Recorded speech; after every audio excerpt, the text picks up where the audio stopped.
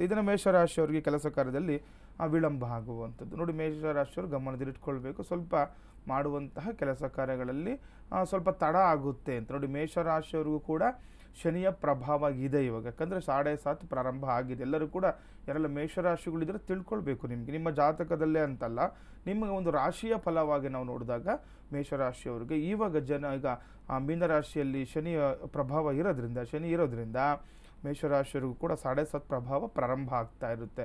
ಇದರಿಂದ ಕೆಲವೊಂದು ಕೆಲಸ ಕಾರ್ಯಗಳು ವಿಳಂಬ ಆಗೇ ಆಗುತ್ತೆ, ಯಾಕಂದರೆ ಶನಿಯ ಸಂಚಾರ ಅದು ನಿಧಾನವಾಗಿರುತ್ತೆ ಅಂತ. ಇನ್ನು ವಸ್ತ್ರಾಭರಣ ಖರೀದಿಯುವಾಗ ಮತ್ತು ಪ್ರಯಾಣದಲ್ಲಿ ಕೂಡ ಎಚ್ಚರಿಕೆ ಇರಬೇಕು. ನೋಡಿ, ಪ್ರಯಾಣದಲ್ಲಿ ಸ್ವಲ್ಪ ಎಚ್ಚರಿಕೆ, ವಾಹನದಲ್ಲಿ ಓಡಾಡುವಾಗ ಆಕ್ಸಿಡೆಂಟ್ಗಳಾಗುವಂಥದ್ದು ಅಥವಾ ಅಪಘಾತಗಳಲ್ಲಿ ಏನಾದರೂ ತೊಂದರೆಗಳಾಗುವಂಥದ್ದಲ್ಲಿರುತ್ತೆ. ನಿಮ್ಮ ವಾಹನಗಳಿಗೆ ಏನಾದರೂ ತೊಂದರೆಗಳಾಗುವಂತಹ ಪರಿಸ್ಥಿತಿ ಕೂಡ ನೀವು ನೋಡಬೇಕು. ವಸ್ತ್ರಾಭರಣ ಏನಾದರೂ ಇವತ್ತು ತೊಗೊಳ್ಬೇಕು, ವಸ್ತ್ರ ಅಥವಾ ಏನಾದರೂ ತೊಗೊಳ್ಬೇಕು ಅಂತಿದ್ರೆ, ಯಾಕಂದರೆ ನೋಡಿ, ಈಗ ಪಿತೃಪಕ್ಷ ಮಾಡ್ತಾ ಇರ್ತೀರ, ಏನಾದರೂ ಪಿತೃಗಳಿಗೆ ಆಗಲಿ ಅಥವಾ ಯಾರಿಗಾದ್ರು ದಾನ ಮಾಡಲಿಕ್ಕೆ ವಸ್ತ್ರಗಳು ತೊಗೋಬೇಕು ಅಂದ್ಕೊಂಡಿರೋರು ಇವತ್ತು ಪರ್ಚೇಸ್ ಮಾಡ್ಬೋದು ಅಂತ. ಮತ್ತು ಏನಾದರೂ ಆಭರಣಗಳ ವಿಚಾರನೂ ಕೂಡ ತುಂಬ ಅವನಿಗೆ ಅನುಕೂಲಕರ ತರುತ್ತೆ ಇವತ್ತು ಮೇಷರಾಶಿಯವ್ರಿಗೆ ಅಂತ.